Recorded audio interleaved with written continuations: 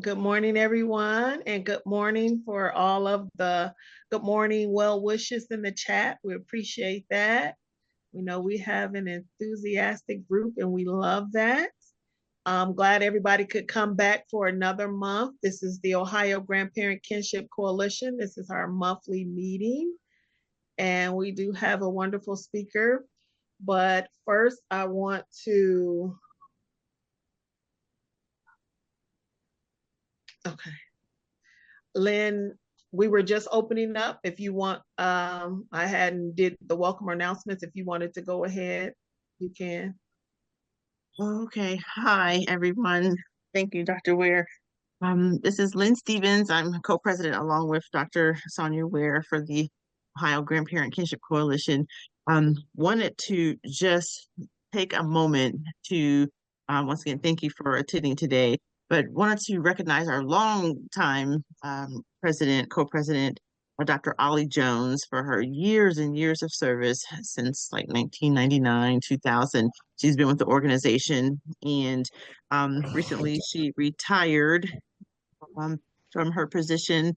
And we just appreciate all of her help in her leadership to helping the organization to grow. We do have a plaque for her that we received and had made, and just wanted to read it.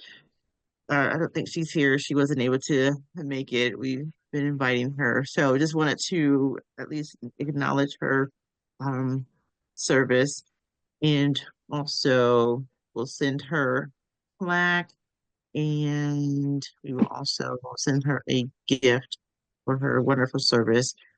She's based in Akron, but she has been the forefront of the coalition almost since the very beginning when the organization started, 1998 or 1999. So I'll just read the plaque. In recognition of Dr. Ollie Jones for your outstanding service to the Ohio Grandparent Kinship Coalition from 1999 to 2003, your leadership helped to grow the coalition into a great community organization serving Ohio's kinship caregivers. Thank you for the work we accomplished under your leadership. Sincerely, or didn't say sincerely, but the OGKC board president and officers, May 2023. It's like a cherry wood and has a black plate on it, and the letters are engraved in gold. So it just looks really nice, and we hope that this will make her day when she receives it. So thank you for indulging us, and thank you, Dr. Jones, for your service. I know you're not here, but we just appreciate you very much. And with that, we'll go ahead, turn it back over to Dr. Ware to then introduce our keynote speaker. Is that right? Or other announcements? So feel free. Thank you. Okay. Thank you.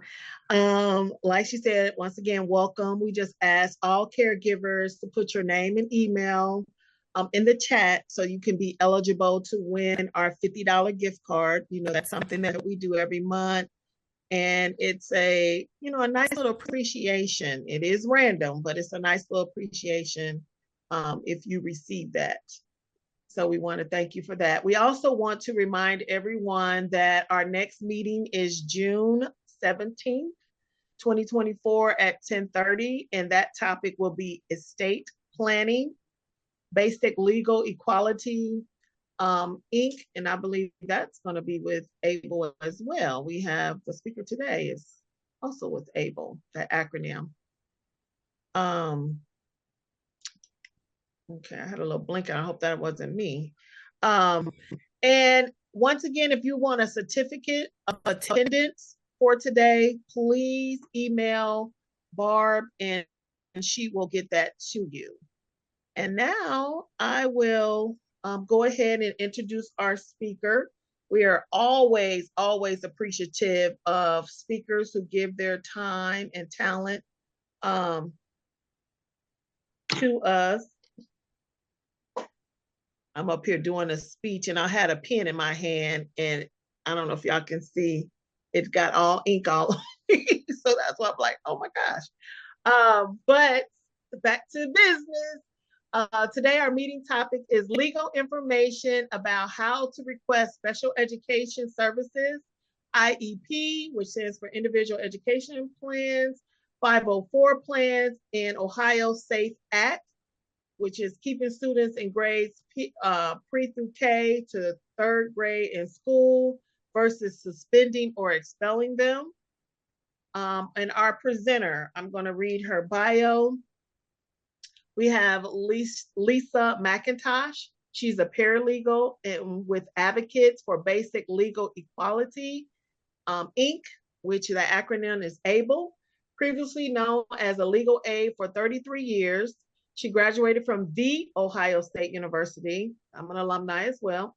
And 1989 with a Bachelor's of Science in Elementary Education. Ms. McIntosh has worked in the Meaningful Access to Education Practice Group for the past 10 years. Prior to that, she served as a CASA guardian ad litem in Montgomery County Juvenile Court and paralegal for the Legal Aids Family Law staff for 9 years, and advocate for the SSI benefits for children and adults, unemployment benefits for adults, and cash assistance food stamps, Medicaid for families facing denials, termination, or sanctions for 14 years. She also worked with area seniors to accomplish their advanced directives through home visits and senior center visits. Ms. McIntosh advocates for parents, legal custodians for special education services to meet their students' needs and conduct community outreach and presentations to parents and caregivers about today's agenda topic. Ms. McIntosh has been acknowledged by her law firm as a champion of justice and a Rock of Gibraltar for her dedication to providing high quality legal services and outreach. And we really appreciate you being here today. So I'm going to turn it over to you, Ms. McIntosh. And like they say in church, come in your own way. And we are here to listen. Okay. Well, I'll warn you all that I will do my best technology-wise. Okay. So bear with me a sec here. I'm going to share my screen. And then I will give some background information before I start. So let's see how this goes. So first of all, I wanted to let everyone know that I, 20 years ago, worked with Montgomery County Grandparent Coalition, worked Dion Simmons Henderson, and with attorney Branford Brown, he was my managing attorney, worked with advocates in Montgomery County to get what we know now as the grandparent affidavit that grandparents can get or caregivers can get in juvenile court. Been involved ever since with the coalition as it's transferred over to Dayton Children's. I try to attend at least one of their meetings, support group meetings a month. The care that grandparents and aunts and uncles and cousins and brothers and sisters provide for children, without it, there would be kids very, very lost in a horrible, horrible system. So the reason why I'm presenting for education today is because as a legal aid here in Dayton, we decided to start intervening when kids were struggling in school. Why wait until children become adults and they're not successful as adults and able to take care of themselves? As a GAL, I saw kids in trauma, lots of trauma. And I say this, and I hope you will take it the way it's meant to be. When kids come into your care, they're going to have hidden disabilities or possible hidden disabilities caused by trauma. And one of your roles as a caretaker is to get them the mental health services that they need and a safe place for them to talk to someone. You're going to provide all that love and support that they need. They also need professional help with a safe person. And the reason why I say that is because lots of times kids are groomed not to talk about it. not even to talk about it with their loved ones, with you as their grandparent, or again, aunt, uncle, cousin, brother, sister. They will not share the things that they've experienced. You may have some that share, and that's great.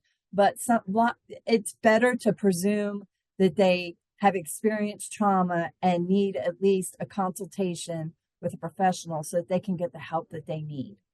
And that is my soapbox. I try to say that every time, because I don't expect you as caregivers to be a mental health professional unless you are in your professional life. So I'm going to get started, and I want to explain about legal aid. Here we go. So this is the map of our legal aid, the counties that we serve in blue. There's 32 counties. To become a client of our office, I'm going to explain how you call a legal aid line. There is a legal aid office in every county in Ohio. I believe there's 5 legal aids in Ohio now. Each legal aid in Ohio is doing education work at different levels. It depends on the number of staff that they have in order, the capacity to provide legal services. Today, I cannot answer individual questions that you might have. I'm going to encourage you to apply with legal aid. If you're income eligible, then that legal aid will determine what level services they can provide. And same with our, 32 counties. So, and believe it or not, I've been in almost all of these 32 counties advocating with kids. It just depends on where our cases come from. This is income guidelines. In case you're wondering, I don't expect you to determine if you're income eligible or not. Let our staff do that for you, because there's certain expenses that we can take off of income. And I don't do intake, so I'm not going to try to rattle those off for you. For our 32 counties to apply for legal aid, I've provided you with the number. It's Monday through Friday, 9 to 3. You simply put in your phone number with a pound sign, just like you would with our utility companies anymore. And then an intake specialist will call you that day or the next day. Keep in mind that we also represent victims of domestic violence. So when if you call the legal aid line and enter your number, when somebody calls back, it may come back as restricted or blocked, because we need to protect our victims from their abusers. If our number were to come up on a victim's phone, it could make things worse for them, having to explain to their abuser why they're contacting us. So let's talk about what children's rights are. One of their rights is to enroll in school. And this includes kids that are homeless. Homeless could mean couch surfing. Homeless could mean staying temporarily with somebody else. All kids have a right to be enrolled in school. They have a right. We're going to talk about special education evaluation. They have a right to that. It's a federal law. And then the homeless law was also a federal law. It's called McKinney-Vento. There's not a test later, but you're going to hear a lot of things today. So just hopefully you have my PowerPoint and you can refer back to it. They have a right to reasonable accommodations for a disabling condition. That's what you'll hear as 504, Section 504 under American with Disabilities Act. They have a right to fair discipline.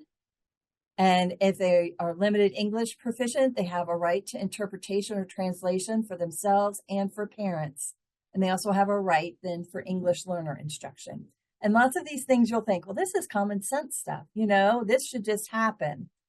But in this world, these things don't just happen. And so I'm going to talk to you about how to get these things started.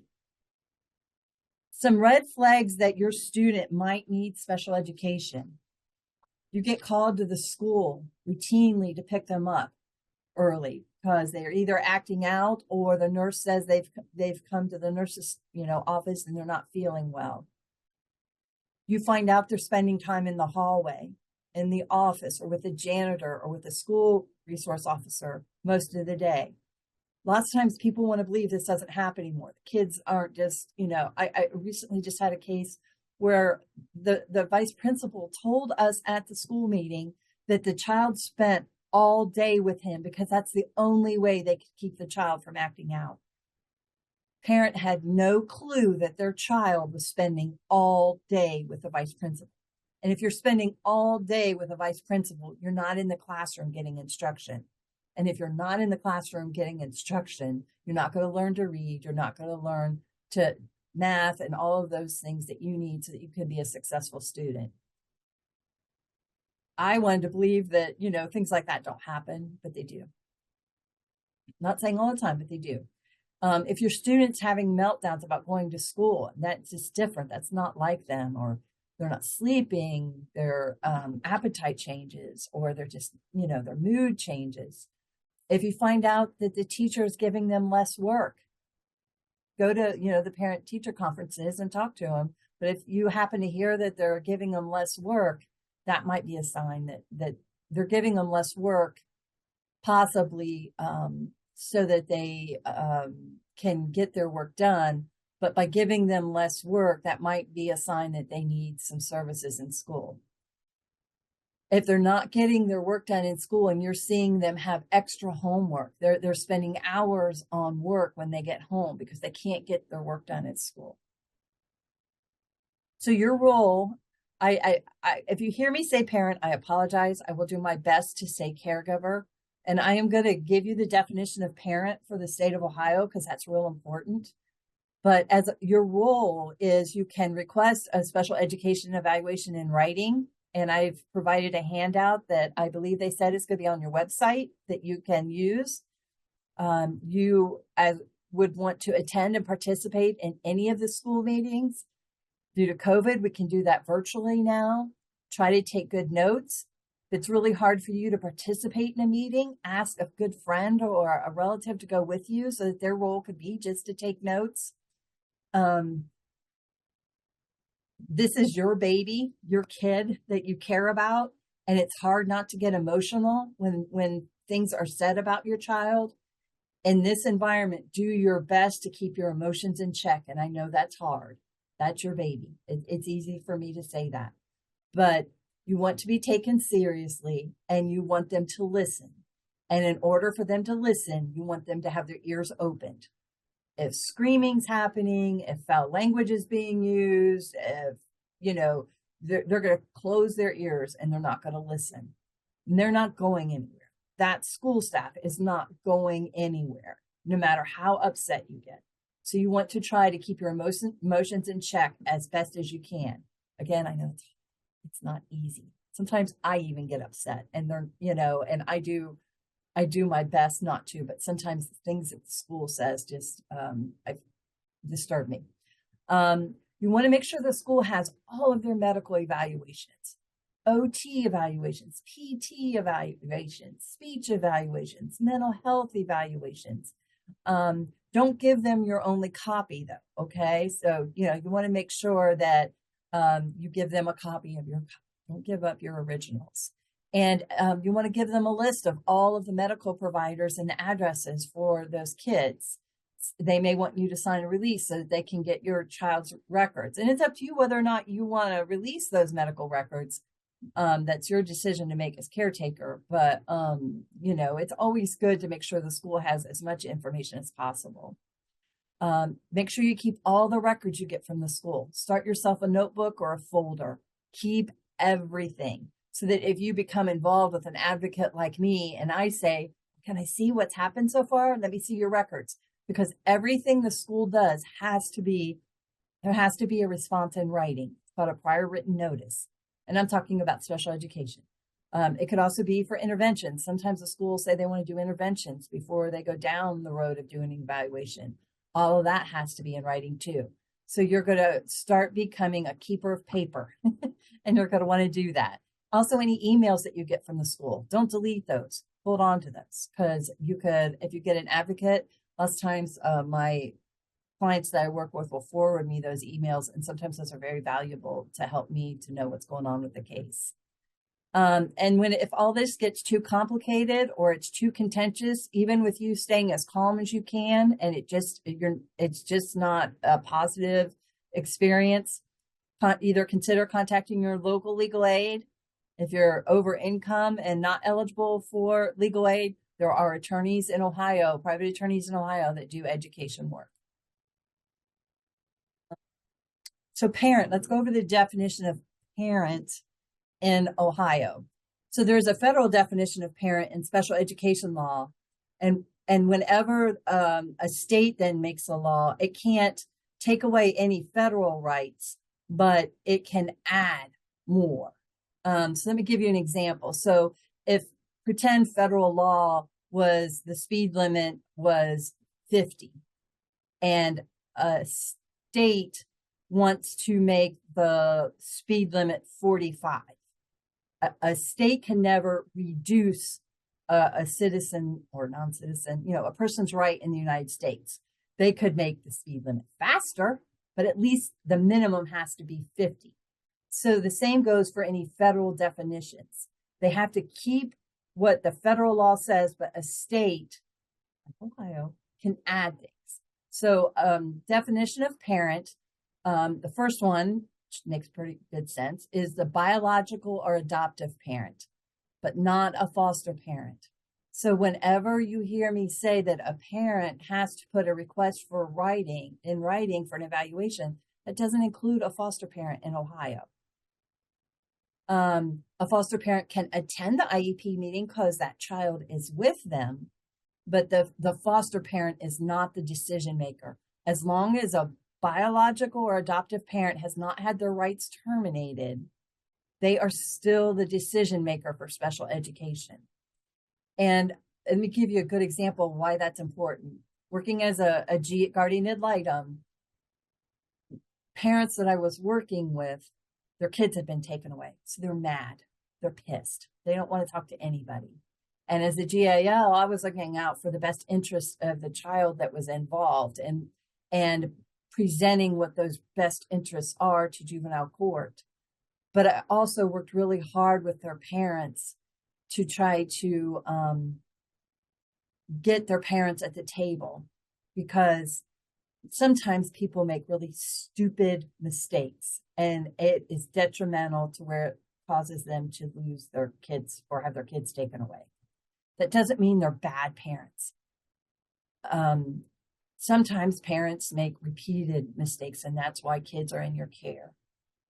But as long as their parental rights have not been terminated, they are the decision maker for those kids for special education. And I'm going to go through some exceptions. Some exceptions are guardians. You've gone to probate court and become that child's guardian.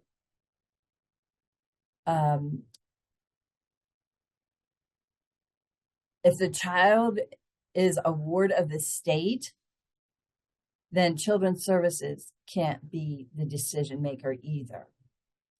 An individual acting in place, this is where you would come in. An individual acting in the place of a biological or adoptive parent, where the child lives, or you're responsible, you're their actual legal custodian. Children's Services has moved the kids and you have temporary custody of those kids right now. That would put you in the role of being a decision maker. If the parent refuses to attend school meetings and there's not another custodian, then the school district get what's called a surrogate parent. And that surrogate parent then would go to special education meetings and help with decisions that involve that child. And then there's another option. Juvenile courts are getting better at this. It's a work in progress.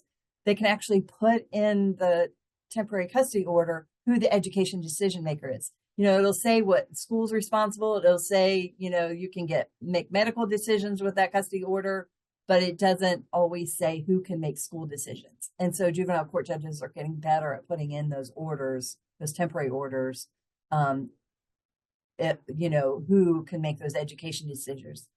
If you have a grandparent affidavit that your child has signed or you've gotten because you can't locate your child, you would be able to stand in as parent. If your adult child, though, or terminates that grandparent affidavit, you no longer are the education decision maker. They've gone back to being the education decision maker. That would only be as good as long as it's still active. I know that's a lot of information. So let's talk about Individuals with Disabilities Education Improvement Act. You'll hear it called IDEA. This is the federal law for special education. It's been around for a long time. It requires that kids get a free, appropriate public education. There's a long definition for that. I'm not going to go into that right now. It applies to public schools and charter schools. And I can't stress that enough. There are charter schools all over the place now. Charter schools get federal and state dollars to operate. And so because they get federal and state dollars, federal law and state law still applies to them. Private schools don't get federal or state dollars. So special education rule does not apply to private schools. Think of like a Christian school, a Baptist school, Catholic school, any kind of a private school. What if your child is in a private school, the local school district will do an evaluation, and the private school will do what's called a services plan, not an IEP. And that services plan is only as good as the services that private school decides to provide. And there are no protections for kids if they're disciplined in private school world. And I know I'm giving you a lot of information. I'm just doing it to try to give you background on things. So if a child is found eligible for special education, then they get specially designed instruction to meet their individual needs. So say there were 20 kids that had ADHD.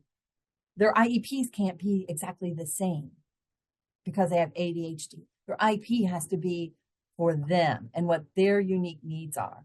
There's no cost. It's for kids as young as age 3. So kids that transition from either Help Me Grow or developmental disabilities to preschool at their local school district, they get IEP services, special ed services from 3 through 21. Kids over 18 that stay in school, we call them super seniors. And then schools always have what's called Child Fine. That's been around since President Bush. I don't know if you remember Child Fine, but schools also have a legal duty to identify kids who need evaluation. That doesn't always happen as well as it should, though. So this is the federal disability categories for special education. It's a long laundry list. And remember me saying that a state can add things. So Ohio added traumatic brain injury, TBI. That's in addition to all the federal. The rest of those are all the federal guidelines.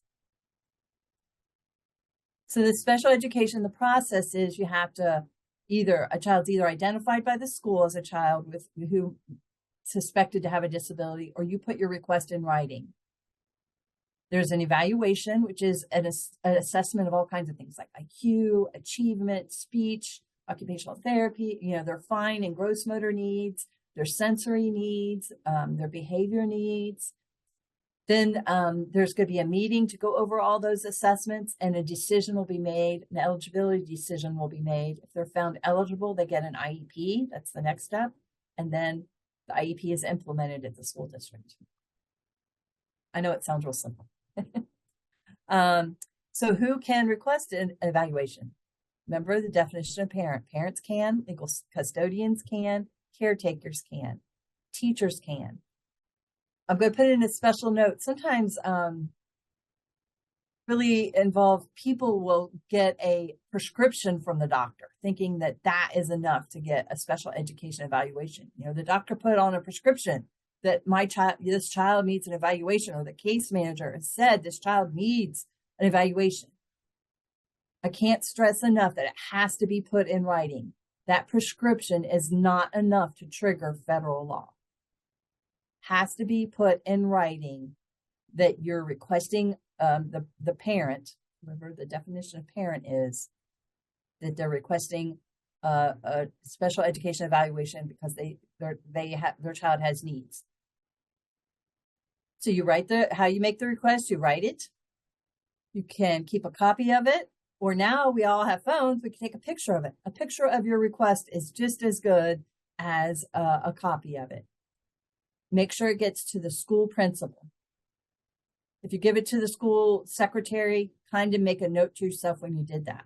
I've had cases where a school secretary, well-meaning people, put it in the wrong box at the school and the principal never got it. So, we're going to talk about timelines. You just want to kind of make a note to yourself when you did that and who you gave it to. And in your request for an evaluation, you want to include your consent. And then once you submit that to the school, the clock starts. and they go by business days, not school days, calendar days, I should say. So I've talked about the process. I don't know why I included that again. I apologize. So the clock for parental consent. So day one is you turn in your request for an evaluation. The school has 30 days, 30 calendar days to say whether they suspect your child has a disability. They may want to have a meeting with you. They'll do an invite to you saying they want to talk about whether or not they suspect your child has a disability and needs an evaluation. If they suspect that your child has a disability, then they're going to have you sign consent and a long list of all the tests they're going to do, and they have 60 days to do that test. If they say, nope, we don't suspect a disability, we're not going to initiate an evaluation, they're going to put that in writing, and you'll get what's called a prior written notice. There are rights when they say, no, we're not going to do an evaluation. It's called a state complaint or due process. If you get to that point where they say, no, we're not going to do an evaluation, that's when you really might want to try to get an advocate or an attorney to help you. So they do the ETR planning meeting where I just talked about, where they're going to have you, the team's going to talk about what tests they want to do. They're going to do the tests, and then they're going to have another meeting to go over those test results. That meeting can be really overwhelming. Those evaluation reports can be 30 to 35 pages long and real little bitty font. The school psychologist is the one who's going to write that evaluation, and you're going to want to have a good relationship with the school psychologist so that you can email them ahead of your meeting to say, hey, can you email me a draft of the evaluation? And you read it, and words you don't know that are in there, Google them. I have to do that sometimes. They'll have things in there I don't know what they mean. And I'll Google and get, myself as prepared as possible so that I can be a part of, making decisions or help advocating with parents to make decisions for the kiddos. We talked about the evaluation meeting. So if they're eligible after the evaluation, it means they have a disability in one of those categories and they need specialized instruction. And then the IEP meeting is going to happen within 30 days. These are days that are set in the law, and they have to happen that way. If they say, we did the evaluation, we did the assessments, they don't need a specially designed instruction. If your child still, is a child with a medical condition, they may be able to get what's called 504. And we're going to talk about what 504 services are. So an IEP, again, is written unique to your child.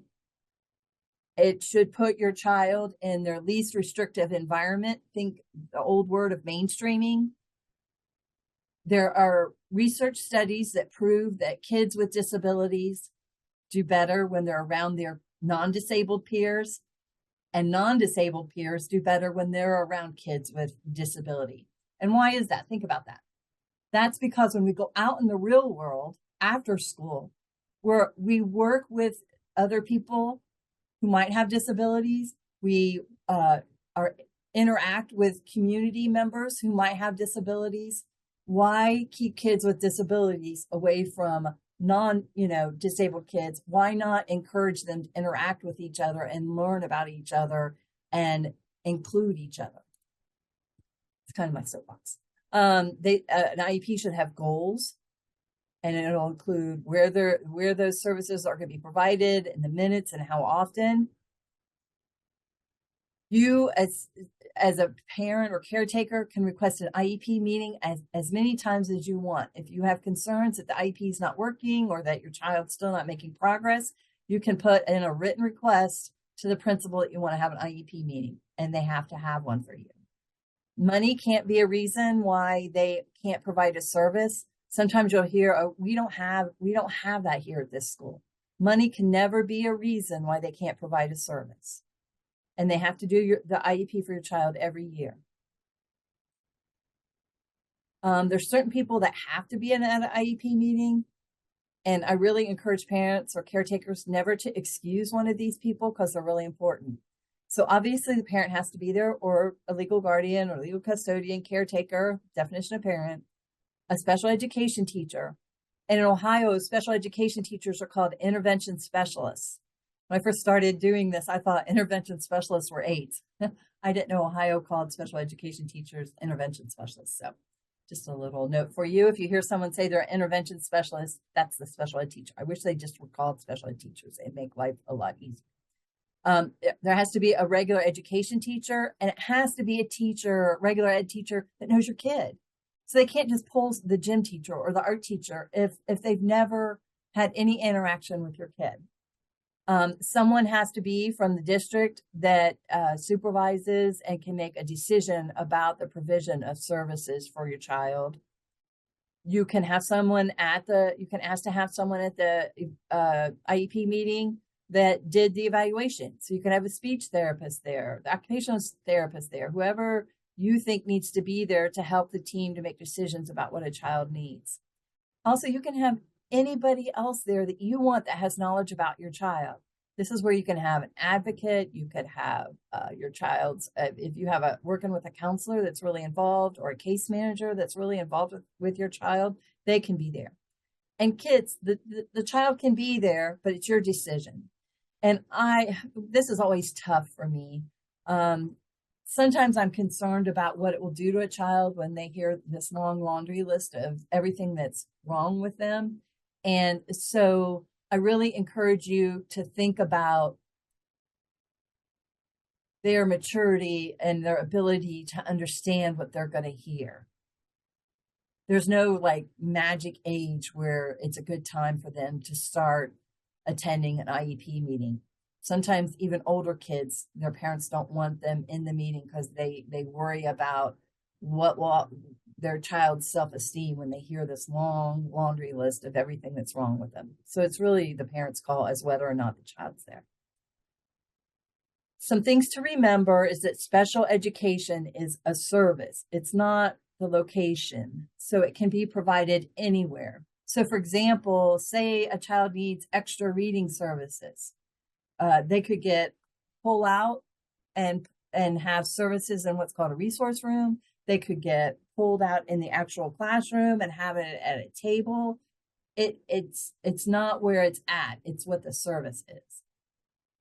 And we're going to talk about least restrictive environment here in a minute, LRE. There's a continuum. The continuum, the least restrictive, is when they stay in their general education and the services come to them in the classroom. There's the resource room that I just talked about where they're pulled out part of the day and they get more one-on-one attention with a special ed teacher. There's a self-contained classroom that's kind of the middle of the road. Self-contained classroom, they're in that classroom all day long. There's fewer number of kids. In Ohio, kids can be 2 years older or 2 years younger. So if it's important to you that they're not around older kids, then that's something to think about if you're making a decision about whether or not you want them in a self-contained classroom. Something you can always do before you consent to your child being placed in a self-contained classroom is to ask for a tour. You want to see the classroom. They may say, oh, well, we got to protect kids.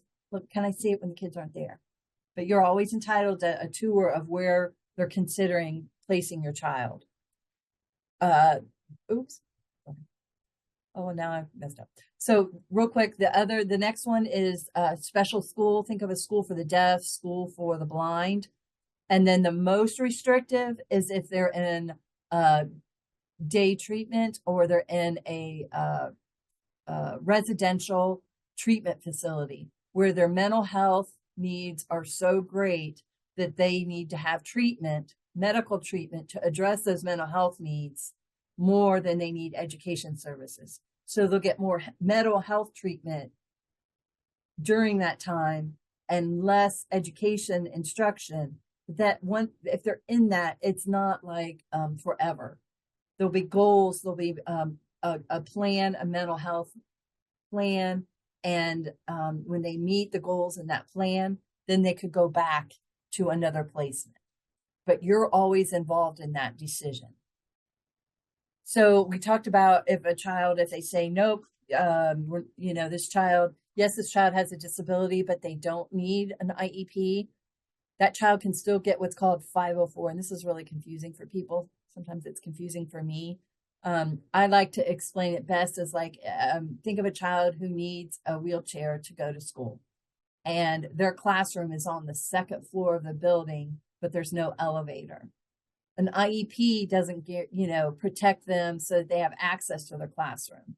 504 protects them so that there is an elevator so that they can get to their classroom. It's kind of a simple way of thinking about it, but it's what helps me the best. So 504 is federal civil rights law. It's the same law that you know about, access to buildings, access to employment, any type of access to where someone with a disability gets accommodations and modifications so that they can participate along with non-disabled peers. That's why if there's a medical or a mental health diagnosis from outside of the school, it would be really important for you to make sure you provide that to the school. 504 eligibility, they have to have the disability, and then it has to interfere with one major life activity. Look at the list. Learning, it affects their reading, their writing, caring for themselves. There is a way for you to tie in 504 if you've got the medical diagnosis.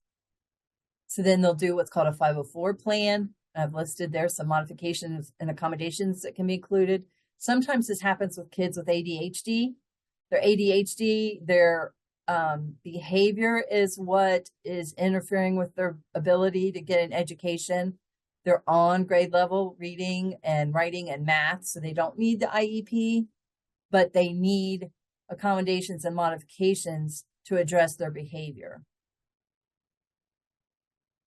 So let's talk about discipline real quick. This is a new law. It was enacted right before COVID, so that's why sometimes people don't know about it. It's called the SAFE Act in Ohio. This is for Ohio.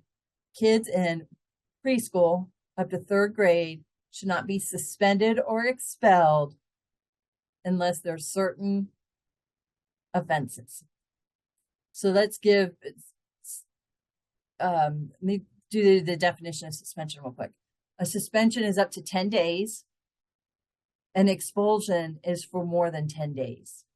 It depends on what each school district's code of conduct says. So you would want to make sure you get the code of conduct for your school and have that. And most of those are online. I can find them on school districts' websites. The SAFE Act then guarantees, it's in effect now, that they cannot suspend or expel students preschool to third grade. The exceptions, they can still do for certain conduct.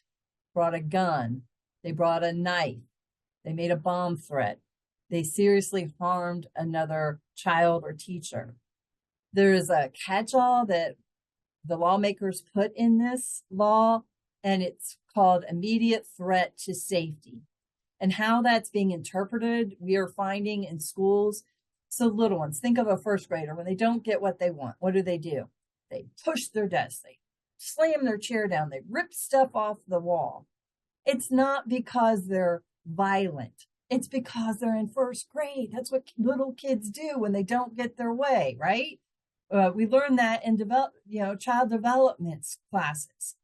And so that's why this law is in place, to protect those kids when they're acting like a first grader. They're doing those things that first graders do.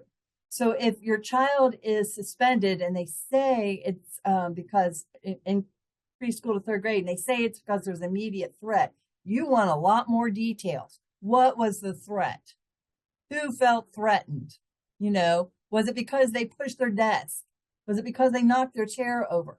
Those aren't things that rise to the level of a threat. Those are things that kids do because they're little. The school also has to consult with a mental health professional before they invoke this suspension, if they decide to do it.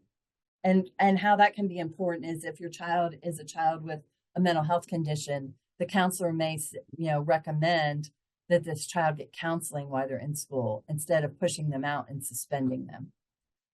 A school can still do what they call in-school suspensions, which suck. There's no notice. You wouldn't know that your child was in school suspension. There's no duty for them to notify you. You would only find out if your kid says they've got in school suspension. But there has to be a teacher in those settings now. It used to be they could just put them in the gym or put them on the stage or something. There has to be an instructor there. But that's where having a relationship with your child so that you know where they're getting their education is really important. They can't just put them in the hallway for in-school suspension or put them in the office. And I've included the law. And Ohio Revised Code means that's the law. And that's the section if you ever want to read it. It's kind of boring, but it's there. Some other things about the SAFE Act. Kids can be removed for the remainder of the school day for behavior when they think there's a risk to themselves or other. This is what's called an emergency removal. It's not called it's suspension. And I'm going to explain a little bit more about this. If they temporarily remove a kid, an emergency removal, they don't have to do a notice of suspension. And I know that's confusing. They can only do a suspension for the danger. And prior to doing that, what I told you, they have to consult with a mental health professional. So emergency removals are just what they are, emergency removals. They're for less than one day. That's the phone call that you get telling you to come pick up the kid. It happens because they're an immediate or they're in ongoing danger. They can be removed by the superintendent, by the principal, the vice principal, and or a teacher. And if any of you are teachers or have been teachers, I apologize for saying this. My mother was a teacher. My grandmother was a teacher. I have my teaching degree. I love teachers. But sometimes teachers are just sick of kids. They're done. They can't do it anymore. And sometimes they'll use these emergency removals to get the kid out of their classroom for a day. So if this is a situation where it's happening ongoing, here's your sign that something else is really going on with your child and you need to maybe request that they be evaluated. After the emergency removal, you have to be given a written reason for the emergency removal. You can request a hearing if you want the next day. Whoever made the decision to do the emergency removal has to be there. If it's for less than one day, they don't have to do this. Sometimes it is just for one day because the teacher needed a break. So I talked about the mental health consultation, and that was really important because there was a lot of testimony around this law from mental health counselors that sometimes kids acting out in school was because of a mental health condition, not just a behavior issue. After the emergency removal, if this happens a lot, you might want to contact your legal aid to get help. You might want to request the evaluation. You might want to consult with an outside mental health professional. You want to make sure you contact the teacher and get any missed assignments so that they don't get behind. So say a suspension and an expulsion does happen. Say it's for a kid that's over fourth grade, or, it's one of the situations where they did bring a gun. Kids who bring a water gun can get suspended because it looks like a gun, it's a gun. So you want to review any of those notices. You want to appeal it in writing. You want to ask for a meeting with the teacher and the principal and take really good notes.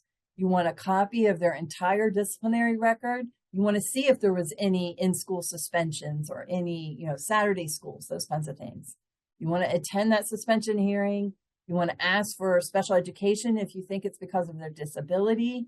You want to make up their work. And again, if it's just too complicated or contentious, consider contacting legal aid or getting a private attorney. So kids with IEPs, once they hit 10 days, then the school has to have a meeting. And if the incident was because of their disability, those kids have to be put back in school and get more services to support them. If they're not on an IEP, but you've requested one in writing, you can still get that protection for them. So some tips. Make sure all of your requests are in writing and you keep a copy of it, whether it be an email or if you actually write it, take a picture of it. Make sure you date all of your requests. Make sure you kind of keep a note to yourself who you gave it to. I gave you the example. If you gave it to the secretary, say they accidentally don't get it to the principal. You want to remember who you gave it to. You want to keep copies of anything you get from the school. You want to keep it all organized so that if you meet somebody like me, an advocate, and says, oh, I want to see your records, you've got them. Keep everything. Don't throw anything away. And you always want to disagree in writing if your gut tells you that something's not right. Told you that we provide free legal aid to low-income persons. Today, this information isn't legal advice. As a paralegal, I can't give legal advice. All I can do is provide you with general information. And that's how you apply. I gave that to you guys before. I'm going to stop sharing my screen somehow. Then I'll ask questions.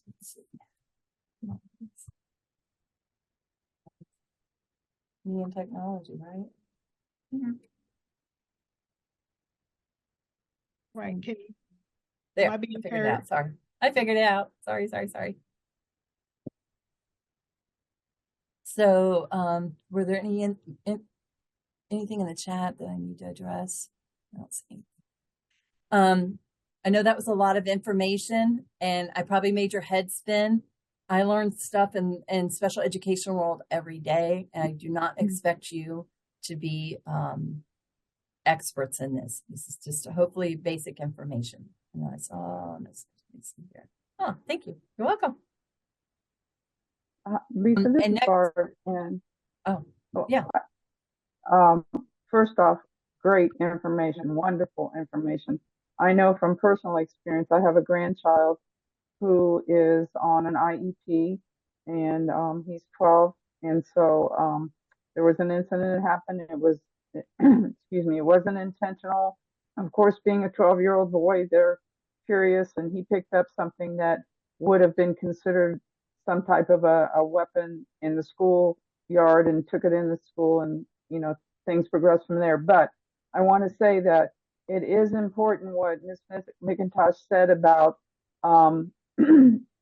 communicating with the school and being there at a meeting and making sure that there's a meaningful discussion about the whole situation, because what could have happened to him based on what you were saying didn't happen because of the circumstances, how everything worked out, and the discussion the parents had with the school staff. So it is important for that piece of communication and documentation and trying to work through what is in the best interest of the child. So a lot of times what looks like on paper isn't always the way it works out just because of that. And so I do want to attest to that. The question I did have though is, I know you gave information about how to contact that region that you're in. Is there a statewide number for people who are not in that region that they can use to contact legal aid services? So each of the legal aids have their own intake process. I think I'm going to Google real quick. I think there is a number that can be called to find out what the phone number is for the legal aid in your area. You just got to be careful. You make sure you don't get like one of those nonprofit. There's bad actors out there who say they're legal aid and they're not. You know what I mean? So, okay. Yeah, here it is. Ohio Legal Help.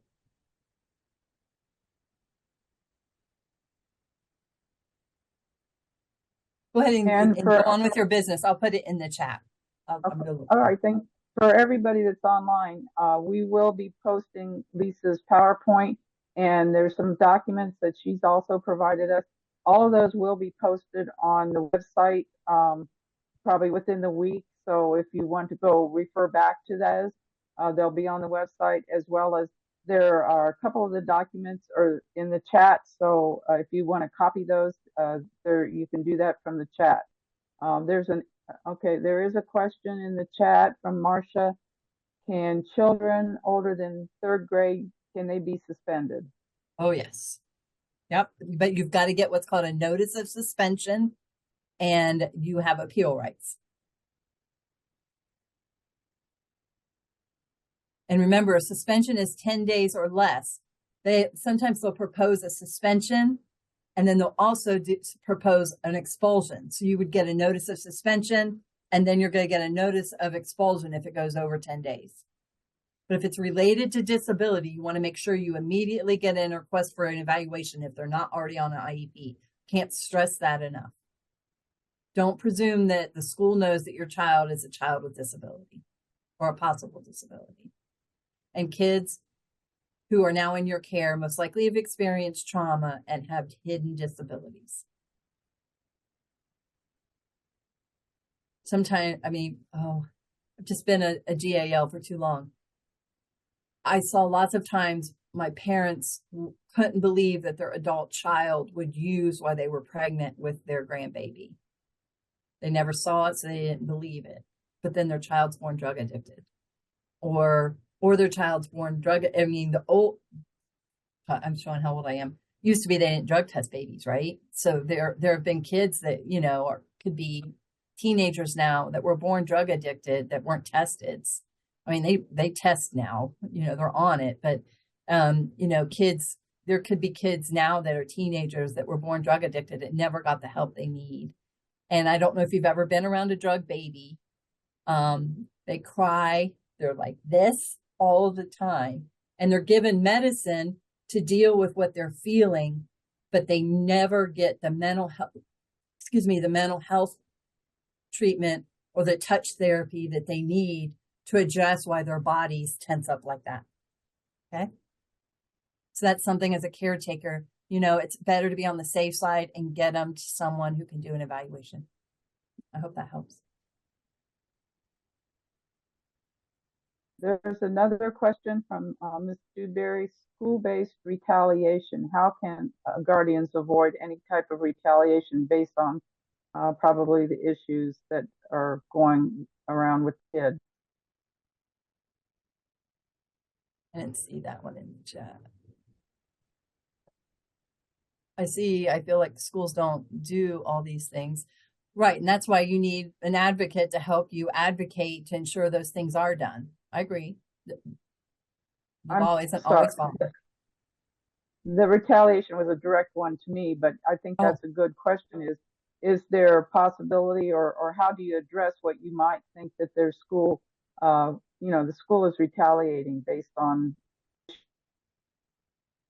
So I try to do it from a team building experience and try to think positive. And I can appreciate that someone could feel like it's retaliation, but if you're working as a positive team member, there are ways to get around that. Can you give us an example, one or two examples of how to get around that? Have an advocate with you, have a neutral party with you. If it's a particular staff person, ask that staff person not be there. Okay. But there's a way to do it, as professional as you can. All right, thank you.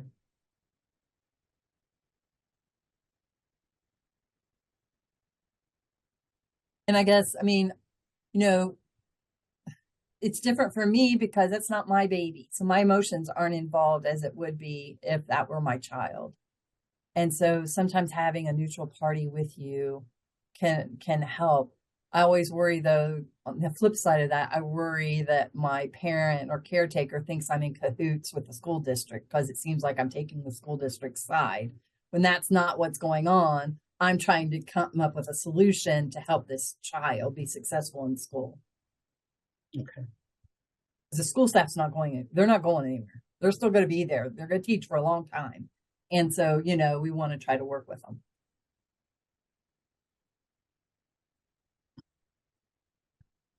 You're all welcome. I hope it helps. I know your heads are spinning and I hate to do that to you on a Monday morning. Is it okay if I leave or did you want me to stay? If there's no other questions, I'm sorry. Go ahead, Dr. Ware. Yeah, you can hear me okay? Yeah. Okay, good. I had to switch computers. So, but yes, if there's no other questions that anyone have, just take about 30 seconds just to make sure There's no last burning questions, anything in the chat, and then we will let. Yeah, next month, an attorney that I work with, his name is Joseph Warden. You guys will love him. He's a hoot. He will be talking to you guys about guardianship. Great. Good luck with your kiddos. All right. Well, thank you so much. Thank you for your time. And thank you. And I'm sure we'll ask you back again. Okay. Another time. Have a good day, guys. Thank Bye. you. Yeah.